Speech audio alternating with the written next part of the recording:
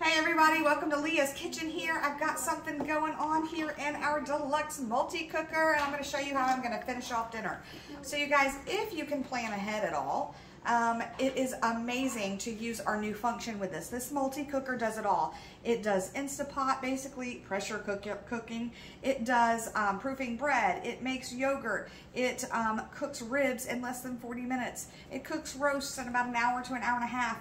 It does beans that you don't have to soak overnight. I mean, this thing really does all kinds of tricks. But the newest trick that our multi-cooker does is sous vide cooking. So sous vide cooking is basically cooking in a water bath for a long period of times to lock in flavor and nutrients, and it cooks perfectly every time, no matter what. So for example, I am cooking steak tonight, and with a little bit of preparation, all I had to do was take our freezer Ziploc bag that's in here, put some marinade or whatever I wanted to have my steak flavored with in it, seal it up, put it in this water bath for 2 hours. It cooks at a lower temperature, so temperatures can be at a lower temperature. So like for chicken, if you're doing sous vide chicken, you only have to do it to 135 instead of 165 because it cooks longer, so it has a different texture, a different feel. But then it can sit in here for up to another 2 hours and it's still cooked perfectly. So then you take the meat and you finish it. And what does that mean? It just means give it texture, sear it with some cast iron or one of our non-stick grill pieces. But I'm gonna take it out. So what we did is we set it, it came up to temperature, we put the steak in and we put it for 2 hours. It is now saying it's done, and I'm gonna sear it up and show you what it looks like when we do that on our cast iron new pan. So, and remember, with our amazing new multi-cooker, you can actually rest the lid right here. Lots of new functions on this, like the release button. If you are using the pressure cooker, the release button is now here instead of on top, so you don't burn your hand. And we also have a cord wraparound in the back. I don't know if you can see that from here. I've got a hot mess going on. And an on and off button. But you can also pressure cook at different altitudes. So if you're at a different altitude, this also does altitude settings.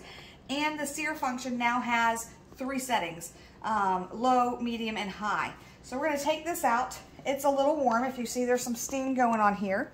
But I'm gonna take this out. I'm gonna bring it on over here. Okay. I've got this going. Now this is a little bit hot, so you're going to hear a little bit of sizzle when I put it on. I've got 2 T-bones here. Now if I wanted to, I would take my thermometer and show you the perfect temperature that this is at 135, which is for medium steak, and the smell is amazing. I've got 2 T-bones in this bag here. You're going to hear it sizzle.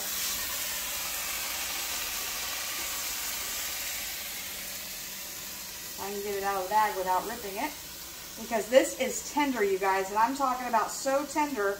Oops, I don't want to burn the bag either. Look, I may have to use my hands for this because I don't want it to break.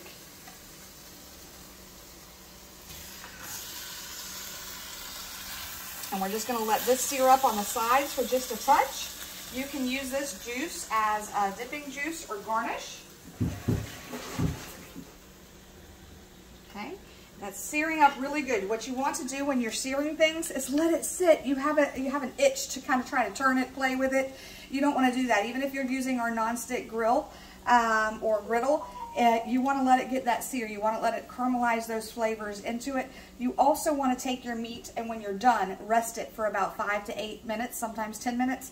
That lets the juices settle back into your meat so that it has more flavor and more tender, and it's not dry.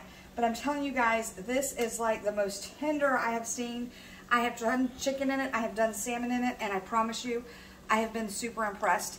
And even though it takes longer to cook, it's a set it and forget it. So set it and forget it, and then 5 minutes on the stovetop here or grill, you've got a fabulous dinner.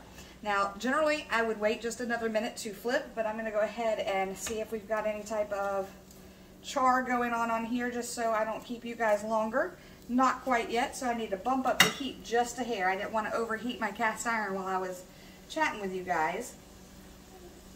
But this flavor is going to be amazing. The smell is crazy. If you had smell-o-vision, you would be like getting all of this aroma. All I use to marinate my steaks is a little bit of Italian dressing, a little bit of soy, a little bit of Worcestershire sauce, and a little bit of barbecue sauce. And then sometimes I'll add in Montreal seasoning or something like that. You can also use some of Pampered Chef's amazing seasoning blends, like our garlic and herb or our bell pepper mix. Things like that is really amazing on steak. Now, this may not get a full char either because it does have liquid on it, but I am giving texture to our steak. It's not super hot, so it may not give it an actual char. Let's see. Of course, I'm being impatient because I'm chatting with you guys. But this is going to be coming up. It's going to end up getting a little bit more on there. But you guys, this is for dinner. Super easy and super delish. Thanks.